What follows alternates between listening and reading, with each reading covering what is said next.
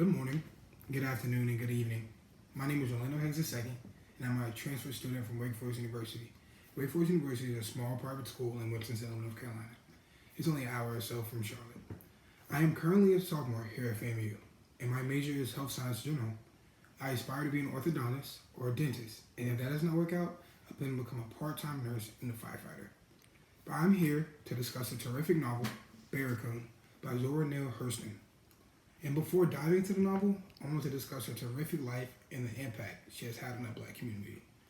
Zora Neale Hurston was an American author, anthropologist, and filmmaker. She was born on January 7th, 1891, in Alabama, and she tragically died on January 28th, 1960, in good old Florida. Hurston's novels, short stories, and plays often depicted African American life in the South. Obviously, stating that it makes sense because she was born in Alabama. Her work in anthropology examined Black folklore. Hurston also influenced many writers, forever cementing her place in history as one of the foremost female writers of the 20th century. Throughout her life, Hurston dedicated herself to promoting and studying Black culture. She traveled to both Haiti and Jamaica to study the religions of the African diaspora. Her findings were also included in several newspapers throughout the United States. Hurston often incorporated her research into her fictional writing. As an author, Hurston started publishing short stories as early as 1920. Unfortunately, her work was of course ignored by the mainstream literary audience for years and years. However, she gained a following of African Americans. In 1935, she published Mules and Men. She later collaborated with Langston Hughes to create the play Mulebone. She published 3 books between 1934 and 1939. One of her most popular works was Their Eyes Were Watching God. The fictional story chronicled the tumultuous life of Janie Crawford. Hurston broke literary norms by focusing her work on the experience of a Black woman. She was also a big contributor to the Harlem Renaissance era. Hurston moved to New York City's Harlem neighborhood in the 1920s.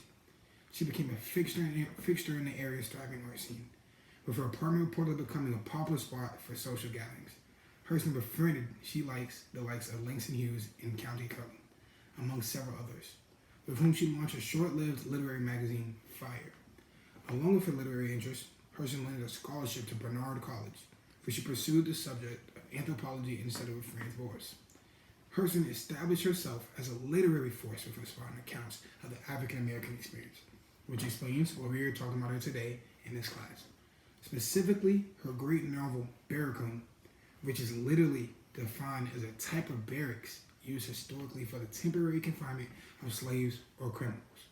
And to give you some more history on the term Barracoon, in the Atlantic slave trade, they captured individuals who were temporarily transported to and held at barracoons along the western coast of the African continent, where they awaited transportation across the Atlantic Ocean.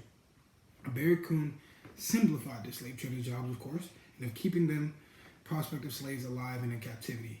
With the barracks being closely guarded and the captives being fed and allowed to exercise, I guess that's a terrific life, the barracoons varied in size and design, from small enclosures to adjacent to the businesses of European traders to larger protected buildings, which obviously depends on the amount of Europeans. The amount of time slaves spent inside the barracoon depended primarily on 2 factors: the health and the availability of slave ships. Many captive slaves died in barracoons, some as a consequence of the hardship they experienced on their journeys, and some as a result of the exposure to lethal European diseases, to which obviously they had little immunity. Now to get into my favorite chapters and back on track to the novel, The Barracoon. The significant chapter to me, even though it might be cliche, is of course chapter 1. A quick vital summary is when she expresses that it's summer when Hurston first arrives at Kudo's house. She knows she's at home because his gate is unlocked. He latches with a wooden peg of African invention. Climbing up to the porch, she finds him eating breakfast alongside another man. She doesn't know this man, but she addresses him by his African name, Kosula. Kudo is so touched that she knows his name that he tears up, telling her it's just like in the African soul. This is vital because even though Kudo's life is by now firmly rooted in America, so much of it is clearly rooted in his West African childhood. Kudo's longing to be addressed by his native name shows how slavery robbed him not only of his freedom, but of his heritage. Now another chapter, which is my second favorite chapter, is chapter 4, which is another vital, and important episode in Kudo's childhood is the death of his grandfather. Kudo doesn't remember why his grandfather died, but he knows that he went to his compound for a funeral ceremony, and in his grandfather's village, people are buried right away so that evil spirits can't harm them. Usually, a person is buried beneath the floor of his own house so that his family can continue living with him even after his death. The other night, the first wife sits near a symbolic coffin, receives guests, and cries. This chapter holds importance because his burial practice suggests the family's deep desire to stay together even after death. When members of his own family die in America, Kudo has sensed the prevailing custom of burying them in the churchyard, but he always feels that they would be lonely. Even though he adopts Christian practices, his values are still rooted in its upbringing. You can even see these type of superstitions today amongst the African American community. And the third chapter outdoor is chapter 10, and here's why. Herson draws Kudo to the bay to eat crabs. On the way, he begins to talk about his marriage. After the founding of Africa Town, he begins to notice a woman from across the water, originally Abila, but now called Seely. He's not married yet, and almost everyone in the town has a family. And to get into depth about the chapter here, Herson collapses the distance between the everyday activities she and Kudo are suggesting how important oral history is to living and understanding one's present day life. And last but not least, obviously the ending of it is my favorite part of the piece. The summary of it is that Kudo brings his narrative to a close by saying that one night, Seely wakes up and suddenly tells him that she's been dreaming about the children and that they are cold. It's a chilly night, and Kudo remembers sadly that when their children were young, Seely often checked on them throughout the night to make sure that they had enough blankets.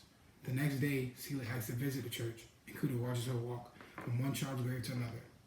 Like she covered them up with wide mode quotes. I love this novel through and through. This class as a whole let me experience and gain knowledge of my history. And for that, I am grateful. And to close, I want to end this with my favorite quotes of Herson. There are years that ask questions and years that answer. And the lastly but not least, love makes your soul crawl out from its hiding place. Thank you.